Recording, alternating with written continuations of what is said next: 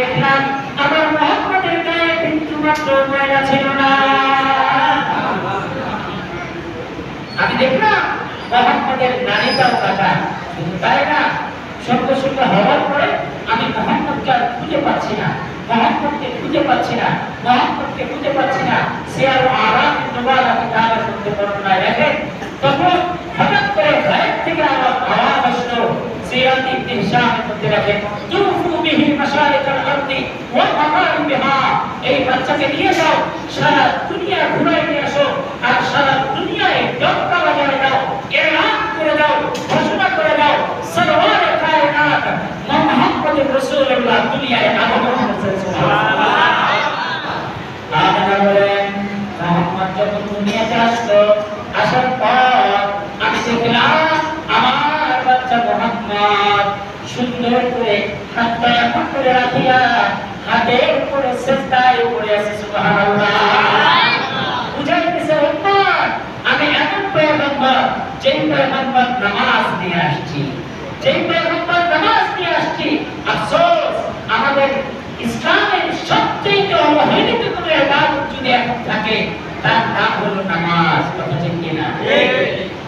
তার নাম হলো নামাজ। আহা, সাহাবায়ে কেরামরা খুশি। সাহাবায়ে কেরামকে বলেন, সাহাবীরা লিমা তাফরা, তোমরা কেন খুশি আছো? বলে, কেন? নাহনু ওয়াজাদনা মিফতাহাল খাজানাতিল্লাহ, আমরা তো আল্লাহর খাজানার চাবি পেয়ে গেছি, সেই চাবির নাম হলো নামাজ। সুবহানাল্লাহ।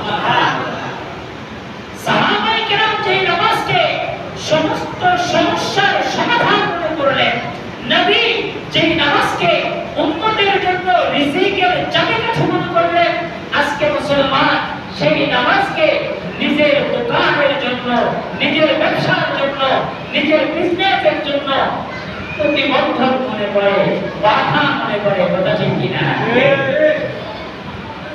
আর যারা নামাজ পড়ে তাদের অবস্থা তো আরো। এমন মুসলিম আছে 2 মিনিটে 4 টাকা আছে না? না, আপনাদের এই এলাকায় হয়তো নাই। ভাই, তোর 2 মিনিটে 4 টাকা কেমনে হইল? বলে, আমি সুরাকে আর সব পানি করে আছে কেন? সুরাকে আর তুই করে আছে পানি করে আছে।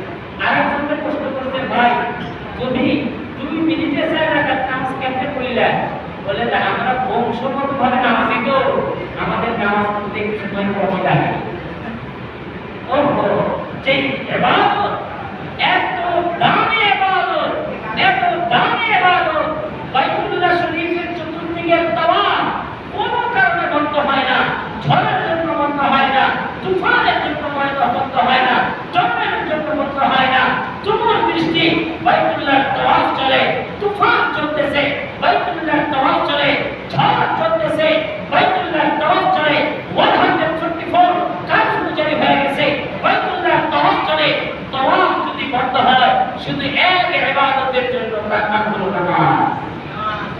যেই নামাজ এক আজিম শান ইবাদত, যেই ইবাদতের জন্য বাইতুল্লাহ তাওয়াফ বন্ধ হয়ে যায়। মুসলমান যেই নামাজকে সাহাবায়ে কেরামরা রিজিকের চাবিকাঠি মনে করেছে, মুসলমান দোকানের সামনে ডাউন করে, দোকান বন্ধ করে ওই নামাজ পড়লে রিজিক বাড়বে এটা ভুলে গেছে, বরং বন্ধ করে মসজিদে আসলে তার রিজিকের ঘাটতি হবে, এইটা মানুষ এখন মনে করে। কথা ঠিক কিনা? ভাইরা আমার, কিন্তু আপনি বুঝলেন না, দোকান মানুষকে রিজিক দিতে পারে না, রিজিক